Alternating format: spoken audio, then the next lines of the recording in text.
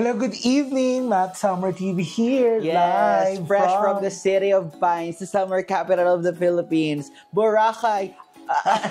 Hindi, Baguio, yes. We're here in Baguio despite the canceled concert na supposedly attendan ko. Of course, we value yung mga ganitong hotel kahit na the service is not servicing and the internet is not interneting. Pero, actually, why are we here? An executive member A newly executive member has summoned us and has gave us an instruction to react to this. Pero we're very thankful kasi nga, sabi ko talaga, Blake, ano ba yung hindi natin pwede natin i-record? Wala kami maisip. We want to be productive kasi sa stay natin. Pas parang kanina, as in over dinner, pinag-usapan natin, ano ba? Parang ilang beses kami nag- And then, we had this request. Sabi natin, okay, thank you. And of course, shout out sa Ate Lana. Salamat for giving us this idea. And of course, for giving us, something to ponder on sa stay natin here in Baguio. But of course, we will be reacting to Sampung Mga Daliri. This is Diwata featuring Justin. Just for the clarification, hindi ito yung nagtitinda ng pares. Yes. At hindi rin ito yung mga nakikita natin sa Encantadia. Oo. Pero in all honesty, this is no shade. Actually, this is the first time I've heard of Diwata. How about you? I've heard about Diwata, pero this is the first time I saw her. Saan mo siya narinig? Narinig ko na siya talaga sa mga nominations din. She's making some, waves na, okay. That is no shade kasi alam nyo naman, very SB19-centric. Tapos si Maki nga, medyo late ko na rin na-discover. So it's nice to know na, Diwata featuring Justin. Yes, we will be listening to this and reacting. Apparently, medyo may vibes daw to na parang medyo cold vibes. Oo, pero is it perfect for the weather here? Yeah, siguro. And sa Sampung Mga Daliri, paborito ko tong kanta nung bata ako. Magiging paborito mo pa kaya ito pag narinig mo? Parang ibang version to Pero this was performed na daw live doon sa Wish Music Awards, if I'm not mistaken. So, let's watch first kasi ito, mainit-init pa. Ilang oras ago pa 5 hours ago pa lang. So, let's watch. Sampung mga daliri, kamay mo'y nasa na pagdilat ko. Wala ka na. Durugan!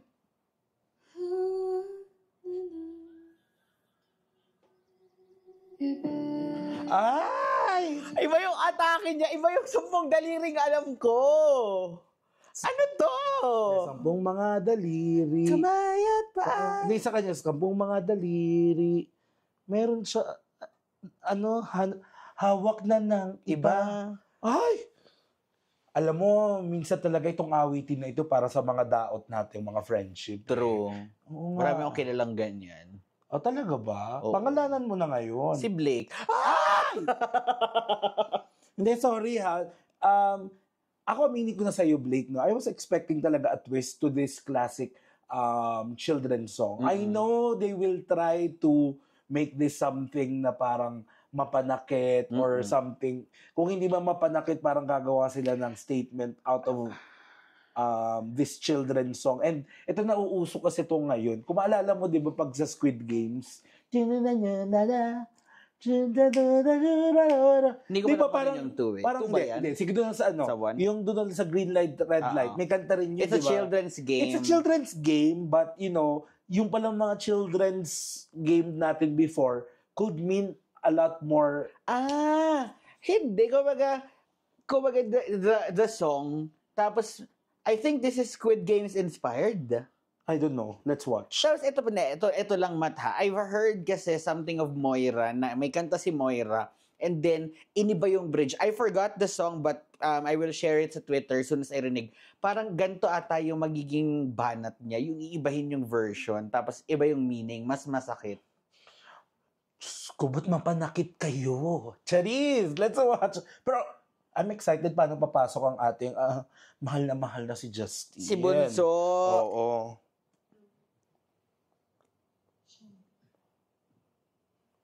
Sampung mga daliri, kamay mo'y nasa na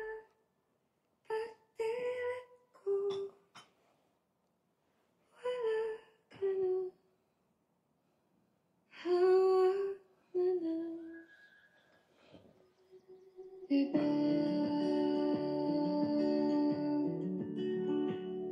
Nandito na naman, umaasang makalimutan na nakaraan. Ganda ng kanta. Hoy! Gwapo!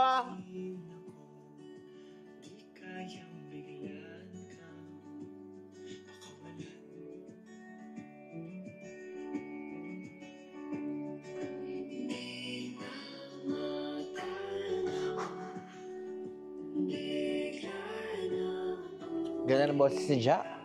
Ang ganda Ganda ng boses boses nila ni Ja. actually. Actually, the both of them, yung pag-jam ng boses nila in fairness. Oo. Nung pumasok si Justin, sabi ko sobrang polished. I mean, siguro parang maganda yung pagkakapasok niya in a way na yung boses niya is, alam mo yung parang buo na polish.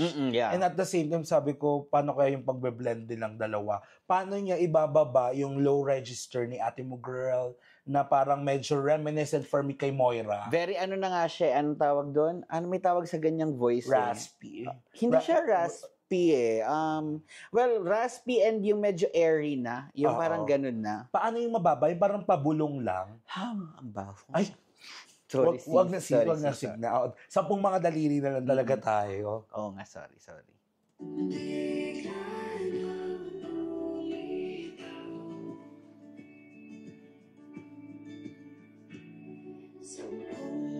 Hoy!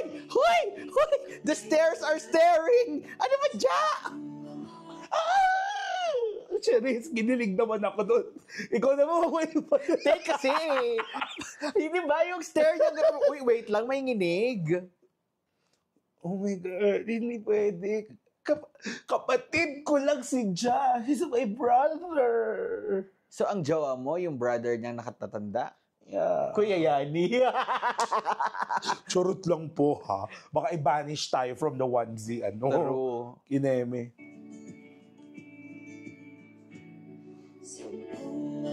Gwapo niya doon sa obra. Kamay mo'y nasa na pagdilit ko. Wala ka na. Ay, ate. Ate girl? Diwata naman. Wala ka effort yung talon mo doon, ha? Ay. Umaasang makahanap ng paraan. Nandito ka pa rin. Huwag ka na umasa na may babalikan.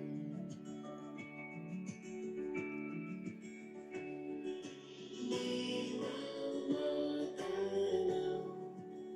Mataya-taya. Patintero. Patintero. Chicho.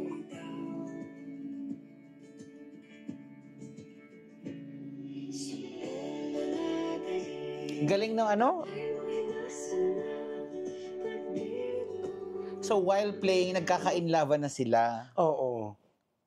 Ang gusto ko dito, ha, I don't know, sorry sa mga bagong henerasyon, pero this is close to our hearts. Yung mga edad natin, ito yung mga laro na nilalaro talaga natin before. Actually, yes. Oo. Patintero, Tumbang mataya-taya. preso. Anong tawag sa ganon? Luksong baka. Hindi luksong tinik. Sa amin kasi luksong baka. Ay, Gaga, luksong tinik talaga Oo, yun. Ang ganyan, luksong Oo. tinik ito. Pero yung pag yung katawan ng Baka. gama, baka. Buti hindi mo pinasok ang luksong baboy sa amin, no? May luksong baboy ba? Dahil ako. Ay, sis, hindi naman ako ganun ka ano. Oh. Sis, tsaka, friend tayo. Dalawa tayo ngayon, sis. Hindi natin afford mag-away. Correct.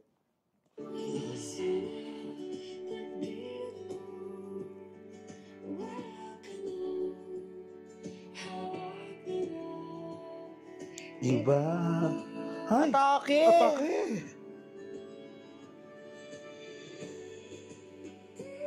Langit lupa. Yes, yes.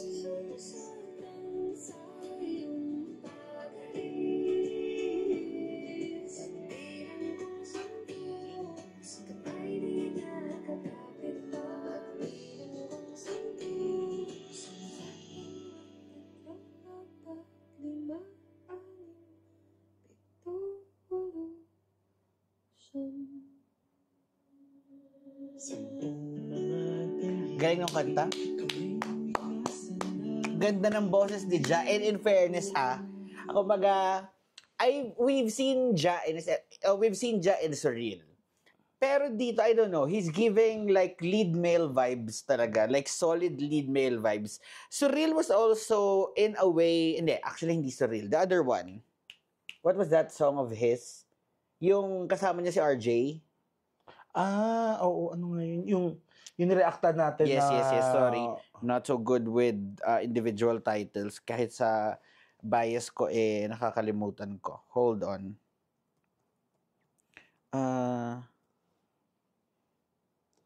Kaibigan. Mm-mm. Even sa Kaibigan, kumbaga, lead male vibe siya, pero parang the story was intertwined kasi with another male Pero ito, he's solely gaining focus of the story na parang ako yung lead male vibes na it gives you a different perspective. Very K-pop actually. Mm-mm. Ganun yung atake. Galing! Plus, ang ganda ng boses niya na I never knew that it could really blend so well. Kasi I'm used to Ja's voice blending with SB19. But with a girl, actually ako selos din na feel. I don't know how to define the voice of Justin in this song, pero it kind of reminds me of A Boy Next Door na may bedroom voice, soothing voice. Yes, malinis. Malinis na voice that parang nagwe-whisper lang, parang nangungusap siya. And ako hindi pa man tapos ang lahat, pero I'm already thinking of a duet na pwedeng maka-level nito, which I will discuss later. Kumbaga kasi duets are made for sometimes there's a chemistry, di ba? Sunny and Cher, of course, Regine and Ogie. Sometimes hindi mag-work, but this for me is growing on me already. The duo of Diwata and Justine is something to look out for. Kamusta ang mga Ja-stan? Okay pa ba kayo dyan? Sa napapanood din nyo? Oo. Kompleto pa ba yung mga 10 daliri dyan? Baka mamaya may gusto na kayong putuling ibang daliri. Taka nga.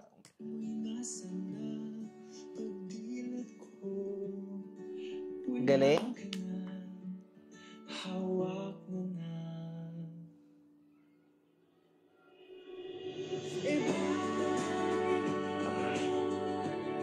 Hawak mo ng iba.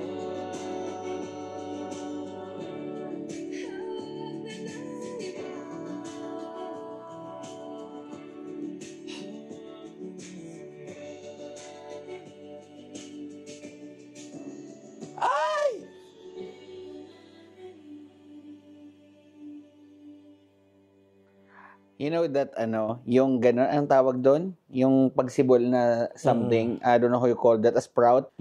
Very Ja na talaga yung na yun. In fairness this song is good and I definitely see them hopefully making more. Actually, this isn't really something that I expected to come out kasi, kumbaga, I've always envisioned Ja na solo. Kumbaga, it never dawned on me na his voice was actually really good. Kahit paired with ganitong boses na babae. So, wow, this is a surprise for me in a good way na parang, we're seeing something, a different take ng artistry ni Ja. So, galing. Ako, gusto ko lang puriin syempre yung duo, which is si Diwata at saka galing si din ni Justine. Diwata. Ang galing nilang dalawa. Ang ganda ng boses silang dalawa. Sabi ko parang reminiscent siya of a classic legendary duo from before. Of course, if I'm going to parang compare this sa recent duet na nasabi kong, uy, this is the duet that you did not expect, di ba? Ito yung duet na hindi mo akalaing ganito kaganda yung output. Of course, Die With a Smile ni Lady Gaga at saka ni Bruno Mars. True. They are two different artists na parang how will they find the common ground? The common ground. And ang galing nilang dalawa, kung sino man ang pinaka nag-adjust, it doesn't matter anymore for as long as they create music magic together. True. Oo, actually. Kanina, balik lang ako best dun sa paggamit ng mga material na pambata, katulad ng 10 mga daliri. I don't know if it's a thing, if you watch Squid Games, di ba? Sorry for that term. Sa Squid Games kasi they exploit or they, not really exploit, but they utilize yung mga children elements and children songs na malapit sa ating lahat. True. And then they make it so brutal, they make it so violent na I parang agree.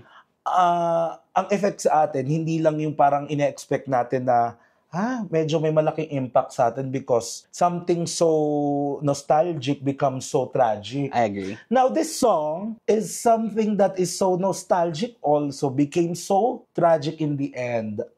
Hindi ko alam, Bes, pero I'm thinking alam ko siguro may mga childhood sweethearts kayo. Ano sa tingin mo ganon?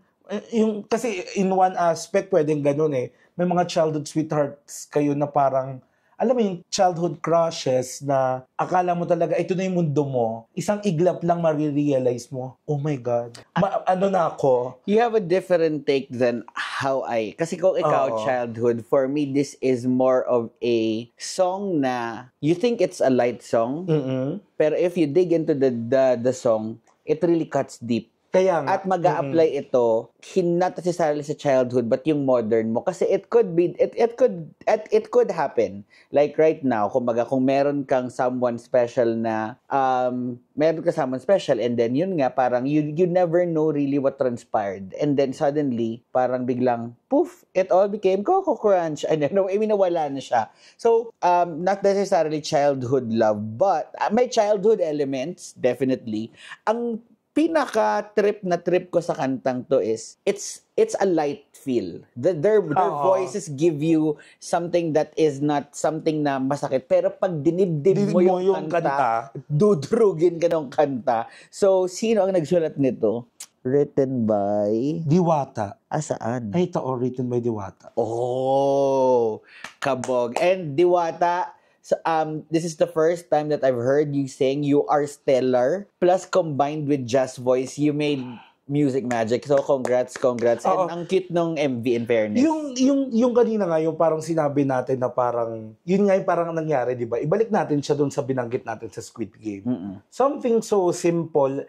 Alam mo yung, may I don't know, may term dito na parang may element na iparirinig sa'yo so light, Mm-mm. so pure. Pero if you listen closely, it's brutal. True. Oo nga eh. Pag-isip mo, wala na siya. Diba? So parang I think it's a theme right now that I'm loving with this. And also, it reminds me yung katulad nung kay Ariana Grande, yung parang Seven Rings. These are the few of my favorite things. Pero seven deadly Seven sins. rings. Oo. Ang atake. Okay, I So get parang nakakatuwa lang talaga na you explore to mix some of the nostalgic classics. Mm-mm. So, From anong before. sunod na kanta? Pen, De Sara Pen? Oo, pen, De Sara Pen, de Cuchillo, de Almas. Ay, ito!